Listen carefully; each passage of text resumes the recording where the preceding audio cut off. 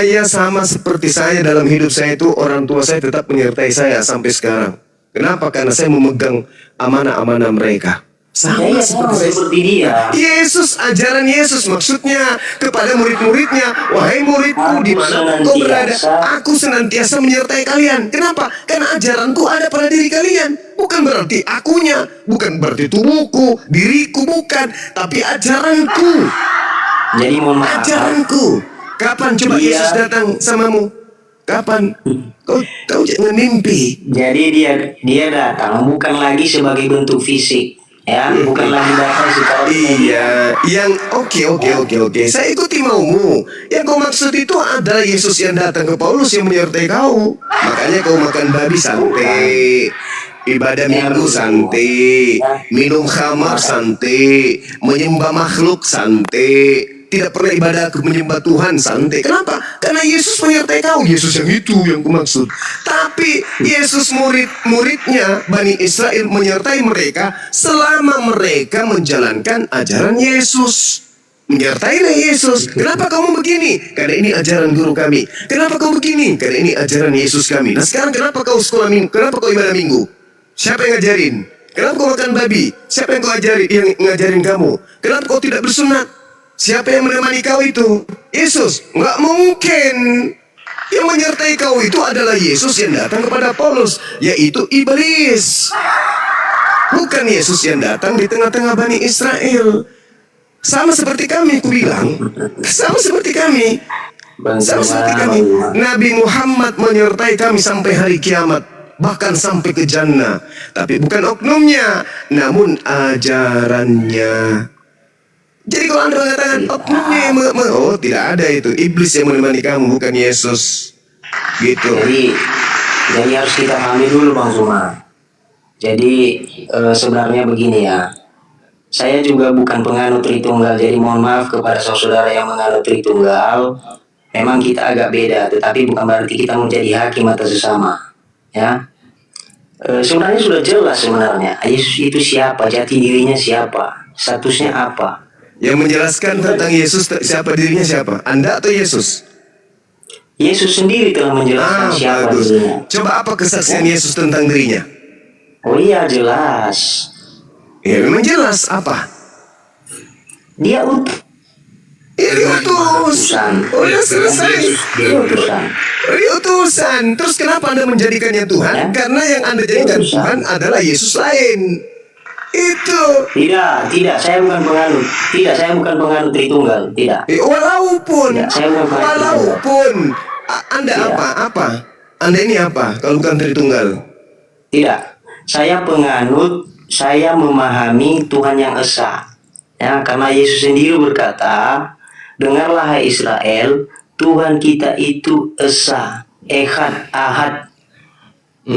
Ya. Terus? Dan kemudian Yesus sendiri bersabda, inilah hidup yang kekal itu, bahwa mereka mengenal Engkau satu-satunya Tuhan atau Allah, dan mengenal Yesus Kristus yang Engkau utus.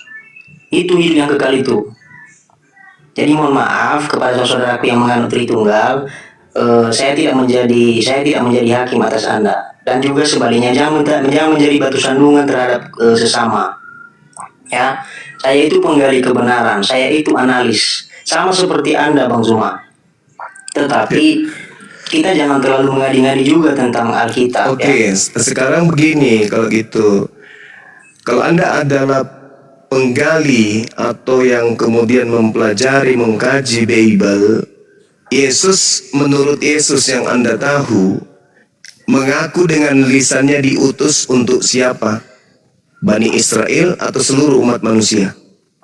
Makanya dia berpesan sebelumnya naik ke surga. Jadi begini Bang Zuma. Apalagi jangan jangan kau nasihati saya, kau belajar aja sama saya. Yesus dengan mulutnya mengajarkan dirinya diutus untuk siapa? Apakah hanya untuk Bani Israel atau untuk Anda juga? Anda kan bertanya, biar saya jawab. Ya tapi jawabannya harus sesuai dengan pertanyaan. Iya betul. Ya udah silakan. Nah silakan. Saya mau menjawab. Jadi begini. Sebelum Yesus naik ke surga, dia pernah berpesan, pergilah jadikan semua bangsa murid. Oh, itu Semua bukan bangsa. itu bukan Yesus. Anda salah. Itu Apanya? bukan Yesus. Itu bukan Yesus. Itu Anda Hey. tergabah menilai. Matius 28 itu ceritanya adalah tulisan yang muncul menceritakan tentang oknum yang keluar dari kubur. Ini yang saya tidak suka ketika Anda. Ini juga yang saya tidak suka ketika Anda kemudian mencoba untuk menipu orang banyak. Gak bagus. Makanya Anda Yesus, baca. Bung, saudara, Hah? ketika Yesus masih hidup, dengarkan, ketika Yesus masih hidup, belum ada tragedi Enggak. Saya penyaliban. tidak suka mendengar orang yang ego. Ya sudah kau turun. Gak suka saya mendengar orang yang ego. Ya sudah kau turun. Saya hanya mau ngajar orang-orang yang masih berfungsi otaknya. Kau turun. Makanya Saudara kita tukar bukan? pikir. Yang kalau tukang pikir, saya nggak mau ngambil pikiranmu, bodoh. Pikiran kucuk kayak kau mau kuambil, ngapain kutukar dengan pikiranku? Bah. Mending saya ngomong sama kambing. Disuruh tukar pikiranmu error kayak gitu. Yesus berkata, segala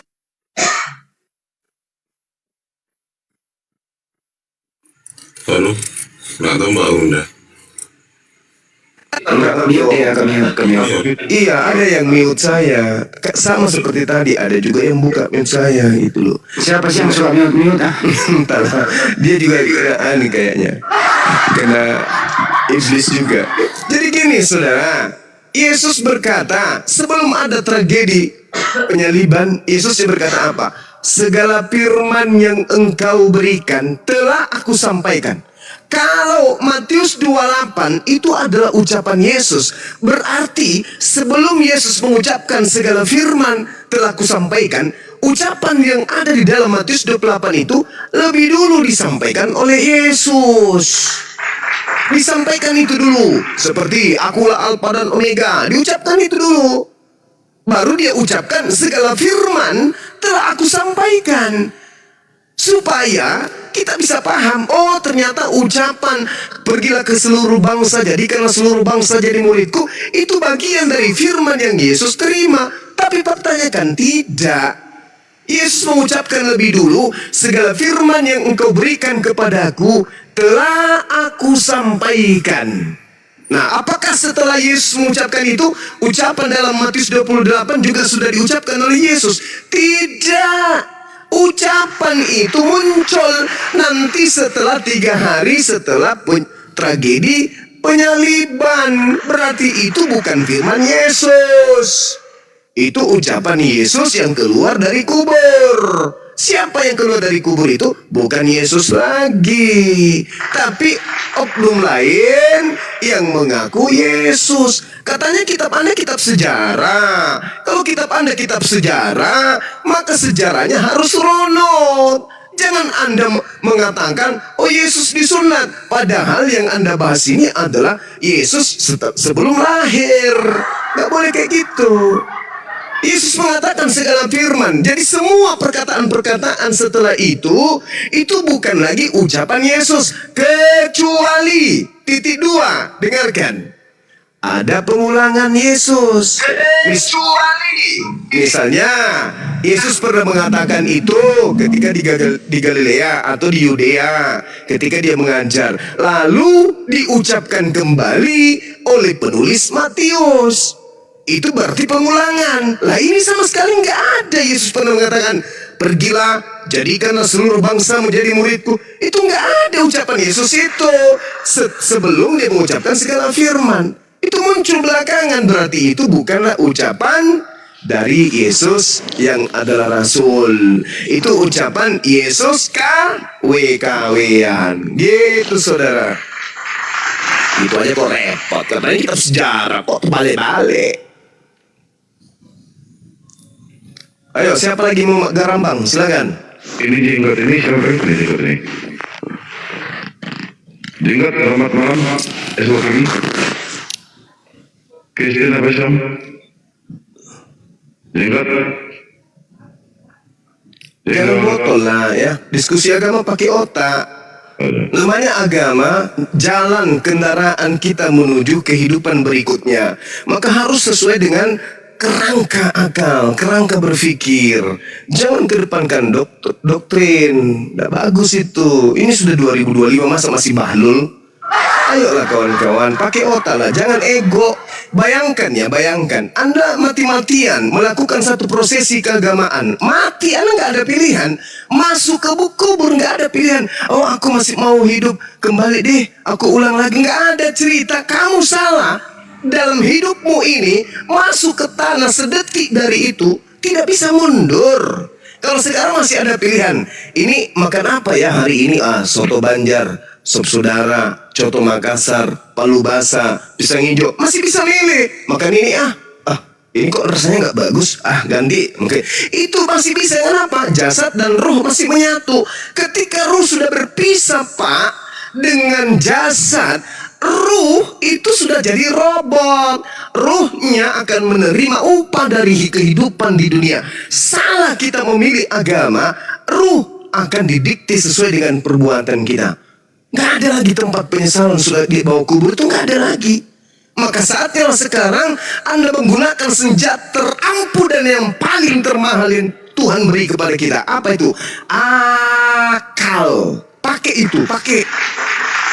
Jangan kedepankan kebencian. Katanya ajaran kasih. Kalau ajaran kasih sejatinya, lo terima Islam itu dengan baik, pelajari baik-baik dengan acuan koridor akal. Terima Kristen itu dengan baik, pelajari baik-baik, terima dengan koridor akal. Terima Hindu, terima Buddha, koridor akal. Dudukkan perkara masing-masing. Ini rasional kah? Ini irrasional. Ini rasional, ini irrasional. Dudukkan, itu baru kasih. Oh, ini ngotot, bahlul. Ngotot, bahlul, nggak ngerti apa-apa, cuma ngotot aja. Modal doktrin, mana kasihnya? Kasih itu menelaah, mendengarkan, setelah itu menanggapi, menjelaskan, memberikan kritikan, memberikan saran yang sifatnya membangun dan tolak ukurnya akal. Yesus mengatakan segala firman telah aku sampaikan. Jangan lagi terima perkataan-perkataan pengarang-pengarang, peneliti-peneliti yang Yesus tidak pernah ucapkan sebelum dia terangkat ke langit. Jangan ditambah-tambahi.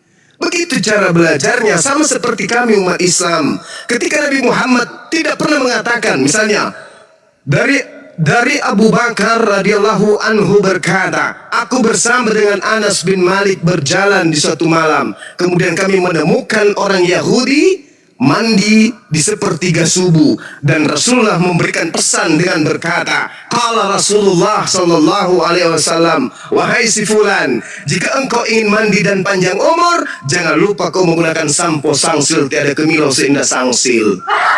Hadis riwayat Bukhari Muslim. Ucapan itu ternyata tidak bisa dijadikan sebagai sandaran. Kenapa? Karena zaman Rasulullah belum ada sampo sangsil. Jangan lantas langsung diterima mentang-mentang di situ Rasulullah SAW bersabda, oh pasti ini, pasti ini. Padahal itu tidak pernah diucapkan oleh Rasulullah. Sama seperti, pergilah ke seluruh bangsa, jadikanlah seluruh bangsa menjadi muridku. Periksa dulu, pernah nggak Yesus mengucapkan itu? Oh tidak, ternyata ucapan itu muncul setelah Yesus ada di langit. Berarti itu bukan ucapan Yesus. Meskipun yang mengatakan itu adalah kadal, naga, biawa, siapapun. Kalau mengatasnamakan Yesus tapi Yesus tidak pernah mengatakannya, jangan kau percaya. Meskipun itu enak di kuping. Jangan. Keselamatan hanyalah begini. Tapi Yesus tidak pernah mengatakan, lu mau apa?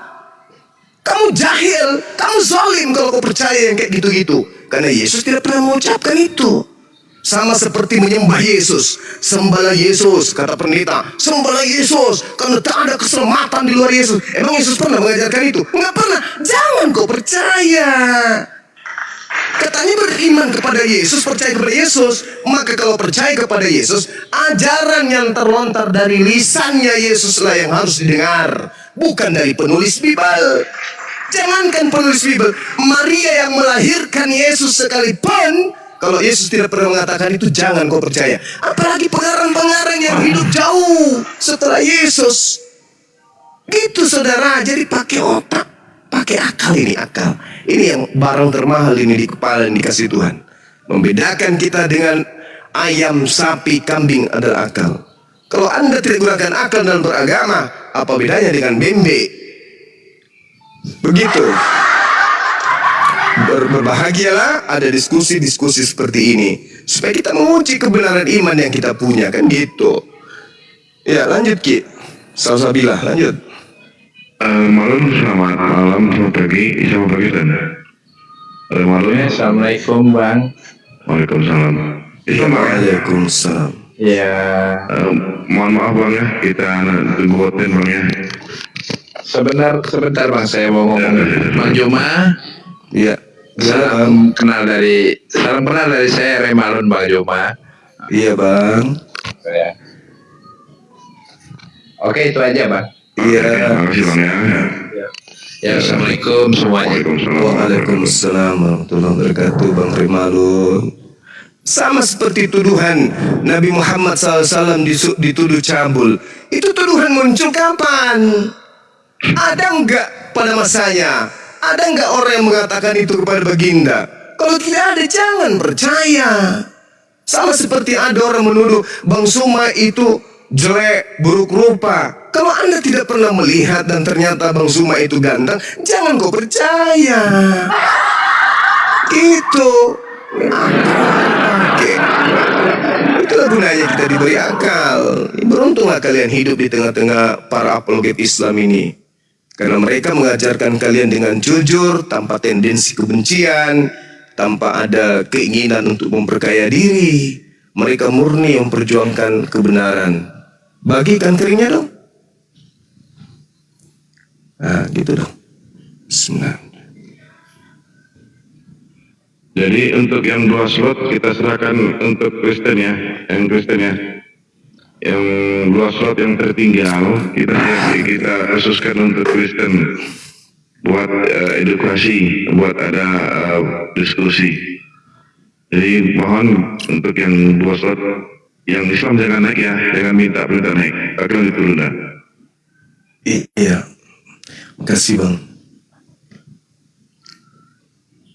Pergilah ke seluruh bangsa. Jadikanlah seluruh bangsa menjadi muridku. Kapan-kapannya Yesus mengajarkan itu? Gak ada Yesus mengajarkan itu. Gak ada. Yesus yang maksudku, Yesus yang datang sebagai nabi, sebagai rasul untuk Bani Israel. Tapi kalau Yesus yang datang ke Paulus, ya itu ajaran Yesus memang. Percaya aku itu. Tapi beda dengan Yesus kami.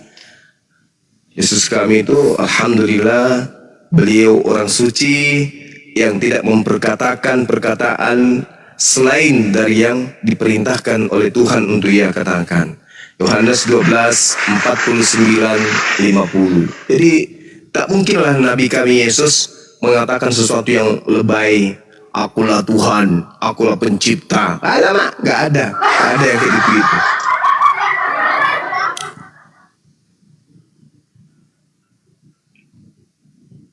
Silakan Bang Andi, silakan Bang Andi. Diberikan ini untuk si Bang Yudas Bang Andi.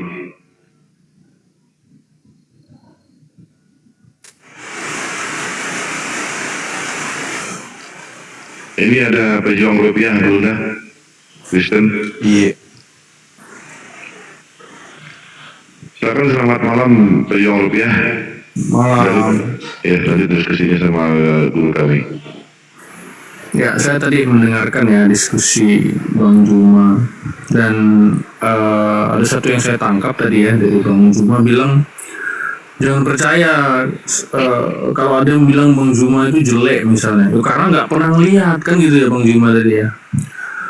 Maka dengan logikamu itu saya pun bisa berpikir bahwa ya maka jangan percaya ya pada orang-orang ya yang tidak hidup sejaman dengan Yesus. Mereka itu melihat Yesus, mereka itu menyaksikan cerita tentang Yesus. Bagaimana saya mungkin percaya kepada kesaksian orang yang hidup tidak sejaman dengan Yesus? Kan begitu. Benar nggak Bang Juma? Betul itu. Betul itu. Iya. Sekarang kalau misalnya saya sezaman kemudian dengan Michael Jackson. Ya. Saya sezaman nih. Ya. Saya tidak pernah ketemu. Ya. Tapi saya banyak cerita tentang Michael Jackson. Anda percaya nggak? Tergantung. Apanya yang tergantung? Tergantung di mananya? Abang dapat cerita Michael Jackson. Iya. Abang tidak hidup sejaman. Saya sezaman.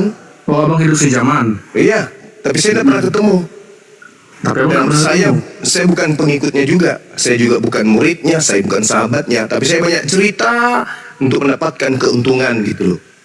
Supaya saya dilantik menjadi asistennya daripada Michael Jackson. Wah, saya buat-buat lah. Saya gini, saya Michael Jackson, saya melihat dia berkata begini dan seterusnya. Itu gimana? Kamu percaya nggak? Perbandingannya harus dengan orang yang tidak sejaman. Loh, Oh iya. kok bisa kayak gitu? Saya sezaman dengan Enggak. Michael Jackson. Paulus Iya. sejaman dengan Maka Yesus. kita harus Sama bandingkan. dong. Sama dong. Saya Iya. dengan Michael Jackson sezaman, tidak pernah jumpa. Paulus dengan Yesus sejaman, tidak pernah jumpa. Anda percaya? Percaya nggak Anda ketika saya berbicara mengenai Michael Jackson, sementara saya nggak pernah ketemu? Nah ya, apalagi Iya, iya. apalagi dengan orang yang nggak sejaman kan gitu bang, betul nggak? Ya. Sekarang permasalahannya adalah ketika saya yang berbicara tentang Michael Jackson, orang berakal pasti sudah tidak percaya. Nah, yang jadi masalah sekarang ini, Yesus Paulus tidak, kemudian dia sesama tapi tidak pernah ketemu. Lu kok Anda percaya? Kan lucu. Tuh murid-murid Yesus banyak bang. Siapa murid Yesus yang menulis Bible? Siapa? Murid Yesus tuh banyak. Ada Iya, saya tahu, tapi yang menulis Bible Anda itu siapa murid Yesus nulis Bible? Lukas itu murid Yesus. Markus Kasih itu data murid boleh? Yesus. Boleh kasih data? 70 murid itu kan 70 murid yang bilang. Boleh kasih data? Nggak bisa kayak gitu. Boleh kasih data? Saya nggak punya datanya. Oh, ya udah, berarti itu cuma klaim aja. Iya, Bahaya bang. Bahaya kalau berbicara agama yang akan menghantarkan kita ke alam kubur, ya asal modal percaya. Itu bahaya. Bahaya itu. Tapi maksud saya gini bang, perbandingan saya tadi kan adalah gini. Abang kan bilang ya bahwa orang yang nggak pernah lihat abang nggak akan bisa dipercaya ketika bilang abang jelek atau abang ganteng gitu kan. Nah logika yang sama ya itu saya pakai gitu loh. Bagaimana abang bisa membuktikan orang yang tidak sejaman dengan Yesus mengatakan peristiwa yang berbeda? Dari mana itu dapat beritanya? Oke. Saya lebih percaya yang mana kan Oke, gitu. sekarang begini. Anda percaya mana pencipta langit dan bumi yang berbicara daripada pengarang-pengarang yang ada di Bible Anda? Wartawan-wartawan yang tidak pernah bertemu dengan Yesus yang adalah manusia biasa. Ayo. Nah itu kan klaim juga, benar nggak? Bukan itu permasalahannya. Sekarang nih, sekarang Nabi Muhammad menerima wahyu dari langit. Sama seperti Nabi Musa menerima wahyu dari langit. Begitu juga Yesus menerima wahyu dari langit. Itu wahyu. Berarti yang dari langit ini yang menyampaikan. Sekarang Lukas menulis, Paulus menulis, itu dia dapat informasi dari mana? Sedangkan di situ di tengah-tengah mereka telah hidup sosok manusia Yesus sebagai pembawa berita firman, tapi mereka tidak pernah bertemu. Sumber di Islam itu Nabi Muhammad, sumber di Yahudi adalah Yesus. Iya kan? Betul kan? Bukan Lukas, bukan Markus, bukan Paulus yang menjadi sumber firman. Yesus dan Nabi Muhammad. Nabi Muhammad menerima firman, disampaikan kepada sahabatnya. Sahabatnya menghafalkan, sahabatnya menuliskan. Yesus menerima firman. Mana sahabatnya yang menghafalkan? Mana sahabatnya yang menulis? Ada? Tak ada. Beda kelas kita. Gini Bang. Gini ya. Apa lagi? Saya pun bisa punya klaim. Misal contoh ya, saya punya klaim nih, saya dapat wahyu tentang cerita Pangeran Diponegoro gitu ya. Oh, Anda nggak mengerti, Pak. Anda nggak mengerti. Saya tanya dulu kepada saudara. Yang benar, saya tanya dulu sama saudara. Jangan melebarkan masalah. Kita kerucutkan masalah. Kita kerucutkan saudara. Yang menerima firman dari langit itu Yesus atau Paulus? Kalau cuma mau pamer mempermalukan diri Anda ya bukan tempatnya di sini. Bukan di sini tempatnya. Pertanyaan saya, yang menerima wahyu Yesus atau Paulus? Yang menerima wahyu apa? Oh, Anda nggak tahu, nggak layak, mending Anda turun. Ya udah turunin aja. Ya udah turun, kau ke Emang gereja kau layak di seperti sini? biasa. Colok pantat pendeta, jilat biar kau waras. Jadi yang menerima firman itu Yesus. Yang menerima pangkatnya Muhammad. Yang menerima firman di Islam itu adalah Nabi kami, Nabi Muhammad. Yang menerima firman di tengah-tengah Bani Israel itu Yesus. Kita adu orang-orang di sekeliling Nabi Muhammad, kita adu orang-orang di sekeliling Yesus. Nabi Muhammad menerima firman. Firmannya disampaikan kepada muridnya. Muridnya kemudian menghafalkan dan menuliskan. Selesai perkara. Lepas daripada itu, apakah itu firmannya bukan dari Tuhan menurut tuduhan kalian? Sekalipun dari manapun, yang pasti Nabi Muhammad yang menerima. Mau kemana Anda? Al-Quran diterima oleh Nabi Muhammad dari manapun sumbernya. Lalu kemudian Nabi Muhammad menyampaikan kepada muridnya, dihafalkan muridnya, dituliskan muridnya. Apapun ceritanya, apapun Anda mau terima atau tidak, itu dari Tuhan pencipta langit dan bumi. Itu bukan urusan kami. Yang pasti klaim kami adalah Nabi Muhammad menerima wahyu, diberikan kepada sahabatnya, diberikan kepada muridnya, dihafalkan, dituliskan. Selesai. Yesus menerima wahyu dari langit. Setelah Yesus, lalu kepada siapa? Kepada siapa? Diam 1000 bahasa. Lalu yang menerimanya dihafalkan atau dituliskan? Gelap. Gelap segelap-gelapnya. Gelap segelap-gelapnya. Gak ada yang menghafal, gak ada yang menulis dari Yesus. Ayo. Dari situ aja kalian udah keteteran. Macet internasional. Nabi Muhammad menyampaikan Iqra, sahabatnya menerima, menghafalkan Iqra, menuliskan Iqra. Yesus menerima firman. Yesus mengajar ke murid. Murid hafal nggak? Enggak.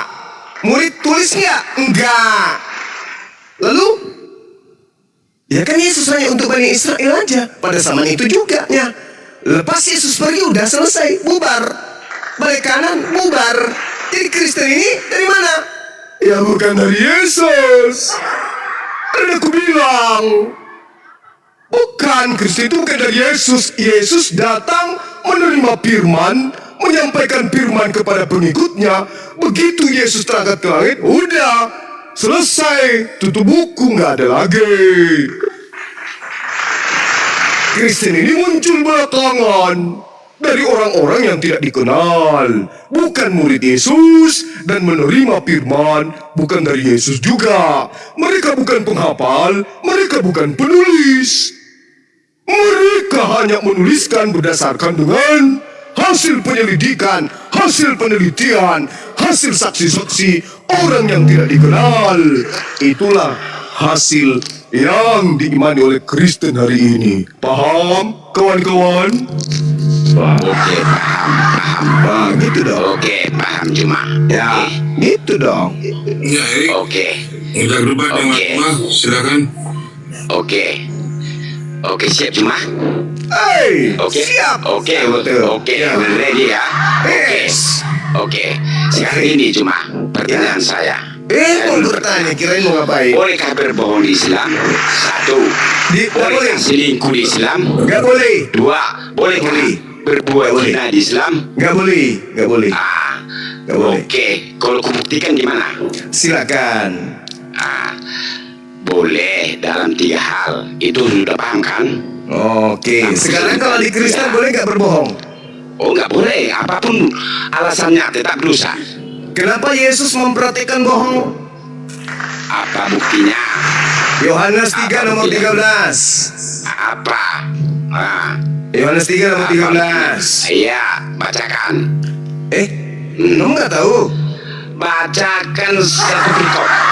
Bacakan satu perikop. Ya. Jangan potong-potong satu ayat. Kalau saya cuma Sini. Saya baca kejadian sampai lalu ya. kalau saya cuma ya cuma Alamak. kalau saya cuma ya dengarkan ilmiah bahwa boleh selingkuh ya. Ya, Boleh satu selingkuh. dulu. Ya, ini ilmiah bisa kita buktikan sekarang. Satu dulu. Masalah kebohongan dulu. Masalah kebohongan dulu kita bahas. Oke ya? Masalah kebohongan. Habis itu kita bahas tentang selingkuh. Nah gini. Itu cuma narasimu. Dengarkan saya. Kalau dalam 3 hal itu kamu akui. Dalam 3 hal. Yang pertama membuat istri senang. Misalnya kita makan masakan beliau asin. Iya, poligami. Poligami nggak boleh. Itu nggak boleh. Siapa Nggak boleh. Itu tidak ada hubungannya poligami dengan 3 bohong itu. Jangan bahlul. Menyenangkan tuh. Jangan bahlul. Menyenangkan Siapa hati bilang? istri. Misalnya kita lagi Iya. makan masakannya asin. Ditanya, ayah, enak gak saya? Oh, Enak saya. nah, Itu nah, contoh. Dan itu semua diperhatikan oleh Itu orang Kristen narasi. juga. Udah kau diam. Diam kau. Nah sekarang narasimu itu dengarkan. Sekarang kebohongannya kamu Yesus. diam. Itu Diam, bahlul. Nah, hilangkan kau. Nih, dengarkan di bawah. Ini yang kau sembah nih berkata di dalam Yohanes 3 nomor 3. Kita lihat ya, apa yang dikatakan oleh yang kau sembah. Dengarkan. Tidak ada seorang pun yang naik ke surga selain Yesus yang telah turun dari surga, yaitu anak manusia. Oke, kata siapa? Kata Yesus. Tertulis di mana? Tertulis di Yohanes 3 nomor 13. Oke? Menurut Yesus, tidak ada seorang pun yang telah naik ke surga selain dari aku. Itu kata Yesus. Mari kita